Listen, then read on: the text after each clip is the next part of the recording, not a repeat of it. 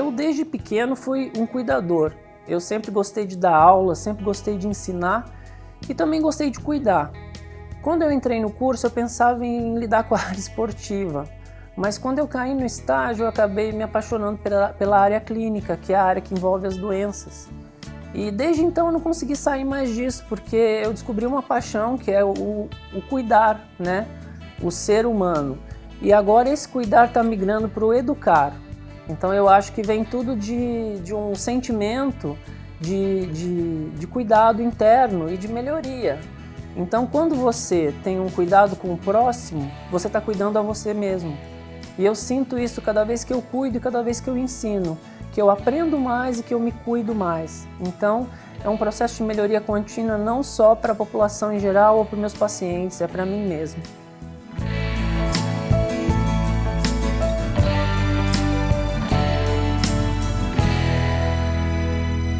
Eu tive LMA M3, que é leucemia amiloide aguda. A M3 seria um subtipo de uma leucemia, que seria a leucemia promielocítica aguda. O principal sintoma desse subtipo de leucemia é a hemorragia, então eu comecei a apresentar hemorragia gengival e também nasal. Isso foi muito rápido, foi questão de 3 dias. Aí eu estava estudando e eu não consegui ir para a universidade. Aí quando foi na sexta-feira, era uma sexta-feira, eu tinha prova na faculdade, eu tive que ir. E com isso eu passei mal na universidade, minha professora me deu socorro naquele momento. Mas assim, começou a sangrar bastante na minha pele, assim, pelos poros, né, que eram muitas petequinhas e sangue pela boca o tempo todo. E aí todo mundo ficou assustado. Eu sei que eu fiquei muito assustada vendo aquele sangue, então foi quando eu cheguei a desmaiar. Aí, quando eu acordei, eu já estava no hospital, numa maca, para fazer um tipo de exame específico, que é punção mesmo lombar, que seria o mielograma, né? Eu nunca senti dor na minha vida como foi nesse dia, na punção da medula. Foi muito dolorido. Aí eu primeiro tive que passar com uma médica para ela passar o diagnóstico para mim, porque até então eu estava internada naquele momento por uma infecção intestinal, porque de fato também eu estava. E aí quando eu fui passar com a especialista, a hematologista, foi quando ela falou para mim.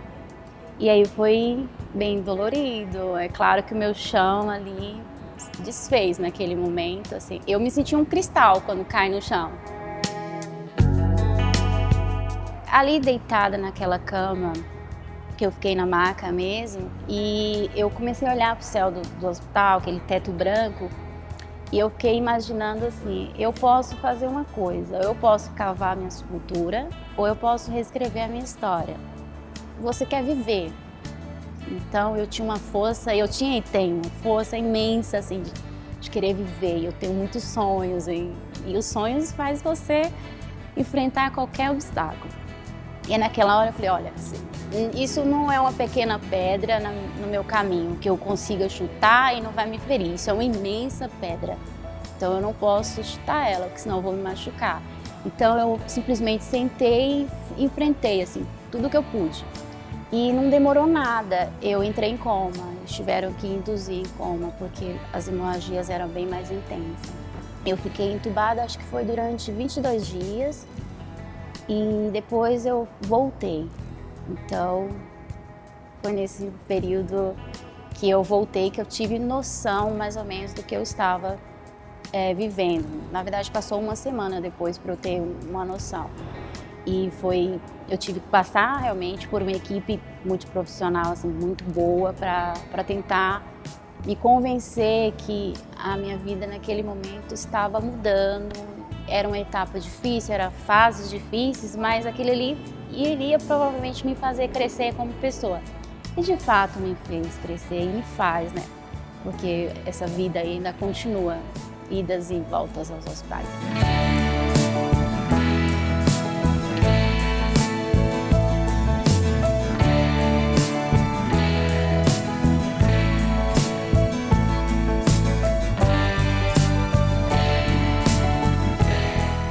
Nessa aula, nós vamos falar sobre os cânceres hematológicos mais comuns para que você entenda na nutrição, a especificidade de cada tipo e o que você pode fazer com relação à nutrição e cada tipo de câncer. Vamos falar dos 5 tipos de câncer de sangue mais comuns, sendo eles a leucemia, o linfoma, o mieloma múltiplo, a síndrome mielodisplásica e a síndrome mieloproliferativa. Nós percebemos na imagem à direita que nós temos um quadro com células de um paciente com leucemia, ou seja, existe uma alteração muito grande na produção de células vermelhas e células brancas, o que faz com que esse paciente tenha um quadro de hemograma completamente diferente do padrão de normalidade. Agora nós vamos ver a particularidade de cada tipo de câncer de sangue, incluindo a leucemia, o linfoma, a mielodisplasia, como foi citado anteriormente.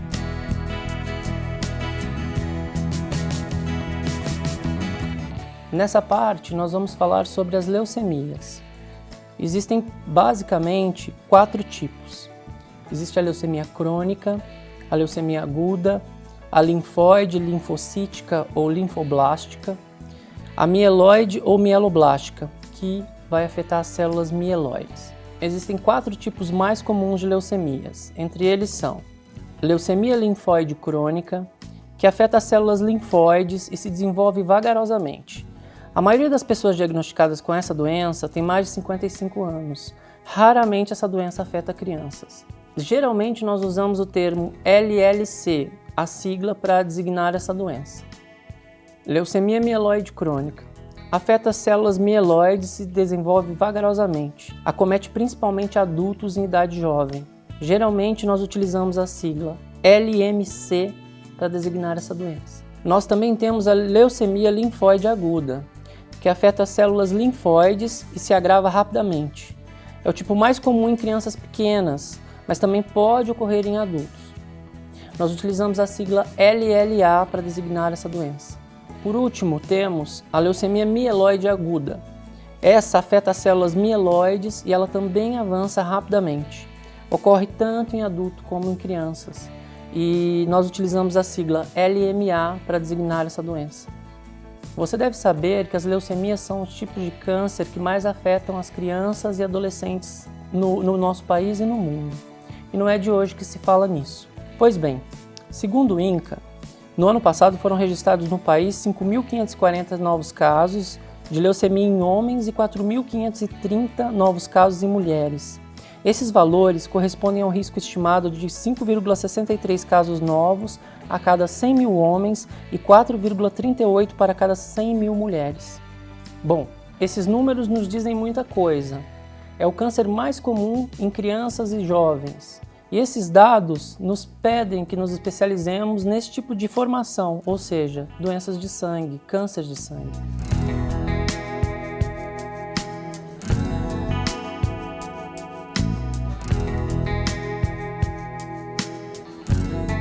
Vamos falar agora sobre o linfoma. Primeiramente sobre o linfoma de Hodgkin. O linfoma de Hodgkin representa 12% dos casos dos linfomas. Acomete principalmente os linfonodos da região do pescoço, região cervical, unicentricamente, ou seja, ele não acomete outras regiões que fazem parte do sistema imune. O linfoma de Hodgkin surge quando o linfócito, mais frequentemente do tipo B, se transforma em uma célula maligna, capaz de crescer descontroladamente e disseminar-se. A célula maligna começa a produzir nos linfonodos cópias idênticas, também chamadas de clones. Com o passar do tempo, essas células malignas podem se disseminar para tecidos adjacentes e, se não tratadas, podem atingir outras partes do corpo. Nessa doença, os tumores disseminam-se de um grupo de linfonodos para outros grupos de linfonodos, situados geralmente na região do tórax. Nessa ilustração, você pode perceber a formação de gânglios linfáticos inflamados na região cervical, ou região de pescoço, um gânglio linfático inflamado e um gânglio linfático normal. Ou seja, existe um aumento regional dos gânglios da região cervical, região do pescoço. Nessa outra ilustração, nós verificamos a região do tórax. Podemos perceber, nessa região de tórax, a disseminação de linfonodo para linfonodo na região linfática do tórax, ou seja, a forma como esse câncer se dissemina.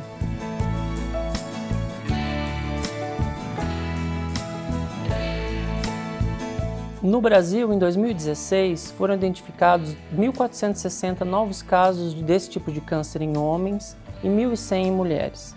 Esses valores correspondem a um risco estimado de 1,46 casos novos a cada 100 mil homens e 0,93 para cada 100 mil mulheres, de acordo com o INCA.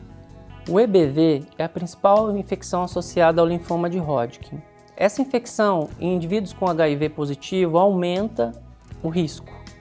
Além disso, nós temos o aumento do risco em pacientes pediátricos com exposição a infecções virais e infecções bacterianas.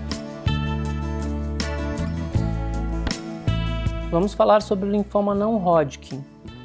O linfoma não Hodgkin apresenta expressiva heterogeneidade morfológica, imunofenotípica e genética. O quadro clínico tende a ser muito mais heterogêneo nesses casos. A evolução clínica tende a ser mais agressiva e muito menos previsível do que o linfoma de Hodgkin. Geralmente, os casos de linfoma não Hodgkin são mais complexos e tendem a apresentar mais problemas associados ao tratamento, principalmente na base nutricional, que nós verificaremos posteriormente.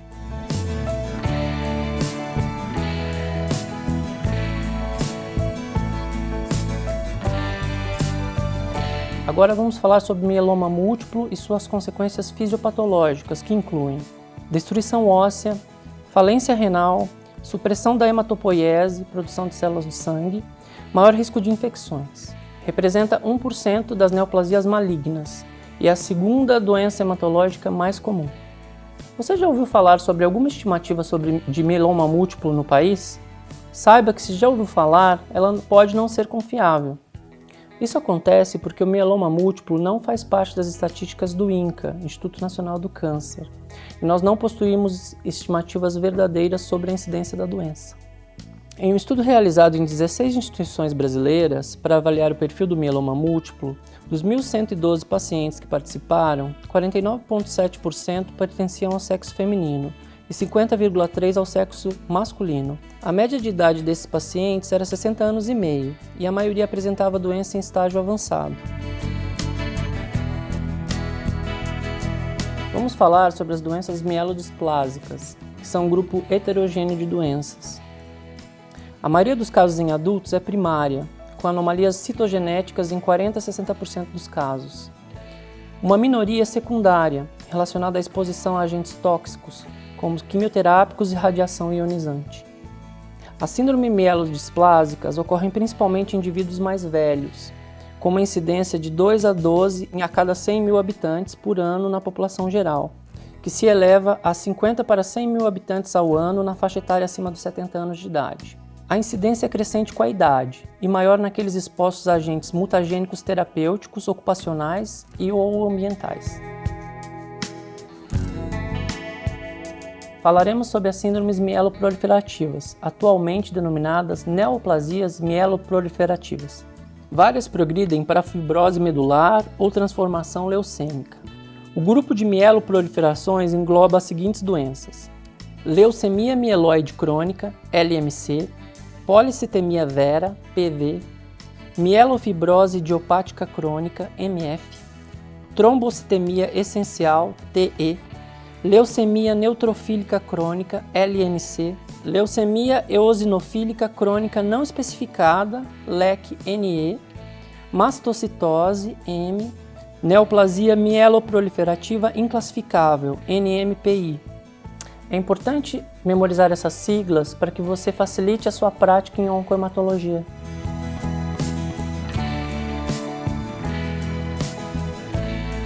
E aí eu lembro de uma médica maravilhosa, minha médica, nunca vou esquecer dela. Ela foi tão sensível comigo, desde a primeira que me diagnosticou e vários outros. Ela sentou assim próximo do meu leito, praticamente no meu leito, e falou assim: ô minha menininha, nunca esqueço disso.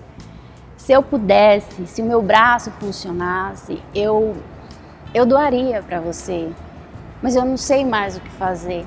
Então, assim, eu fiquei pensando, os médicos, de algum modo, eles são treinados para eles serem um pouco frio com a gente, mas não tem como você não se aproximar e não se envolver, porque é difícil, você luta por uma vida ou por várias vidas ali. E aí eu peguei, foi bem sensível esse momento, eu percebi que ela ia chorar, aí eu falei assim: tudo bem, doutora, vai ficar tudo bem, eu creio em Deus, Deus vai estar no controle. Então, quando Deus está no controle, as coisas elas vão para o lado melhor. E Ele fará o melhor para mim. Aí ela me deu um abraço e saiu, mas ela fez isso porque eu sei que ela ia chorar. Então eu fiquei ali. Aí naquele momento eu percebi que a minha dependência era somente mesmo de Deus, assim. A medicina ela não tinha muito o que fazer.